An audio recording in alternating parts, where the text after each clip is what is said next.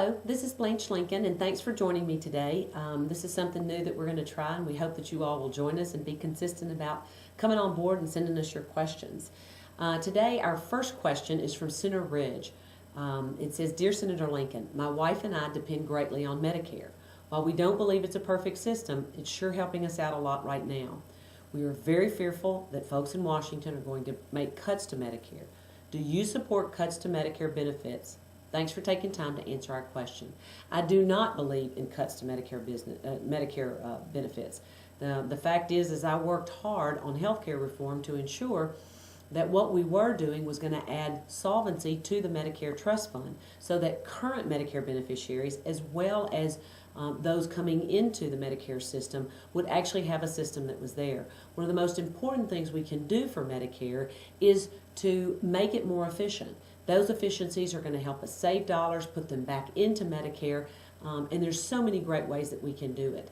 We're working with hospitals in ways that they can do value-based purchasing, where they come into consortiums. The smaller hospitals can work together in creating savings for themselves, and so many other ways. But Medicare is absolutely vital. I know because my mom is on Medicare, and it's a critical program for her and for us to ensure that she has the kind of health care that she needs. So we're going to continue to fight for Medicare. We're going to fight to make sure that we won't see those cuts, that we're going to make it a better system and a more efficient and effective system, and more importantly, that we're going to add solvency to the Medicare Trust Fund, which will keep it safe and secure for seniors for years to come.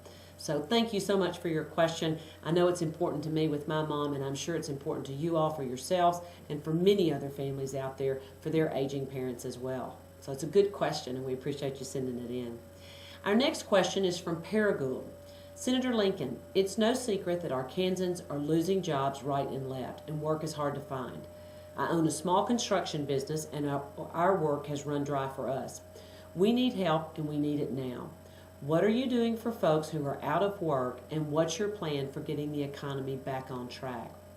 Well, first of all, for those that are finding themselves out of work and finding it difficult to care for their families while they are out of work, we are extending the unemployment benefits. We've got 100,000 Arkansans that have lost work, and they need help. They need to continue to take care of their family members, and that means they need that kind of assistance. So the unemployment benefits we've been able to extend help us and help those working families, help us to help them, and particularly those working families who are out of work right now.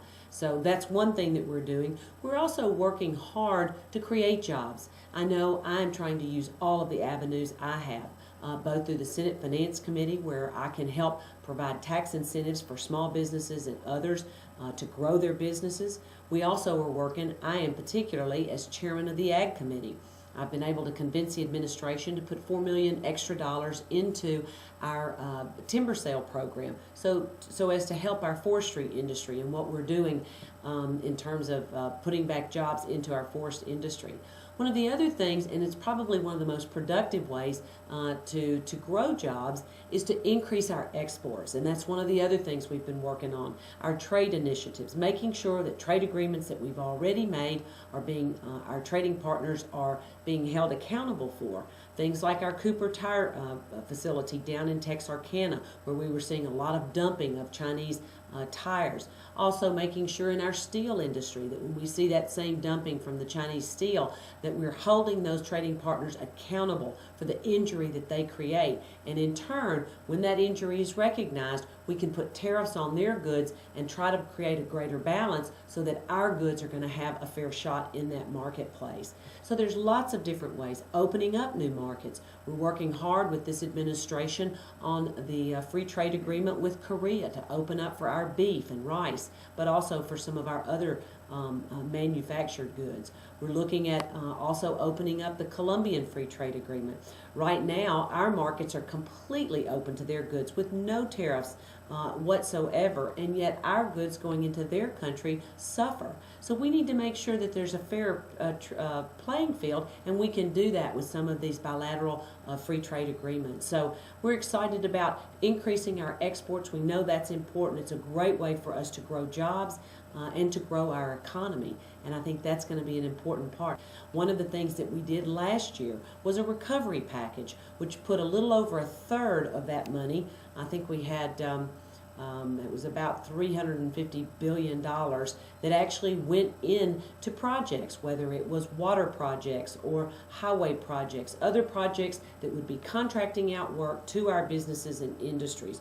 A little over a third of it went to tax cuts for small businesses and middle income folks so that they could have more of their money to invest in their businesses and invest in themselves and their families as consumers. It's not going to happen overnight. We've got to be patient, we've got to be diligent, and we've got to all be looking at how we can invest ourselves and our resources in this great country to bring our economy back, and I know that we will. Thanks for your questions. We appreciate it, and I certainly look forward to being able to answer more of those questions in a few days.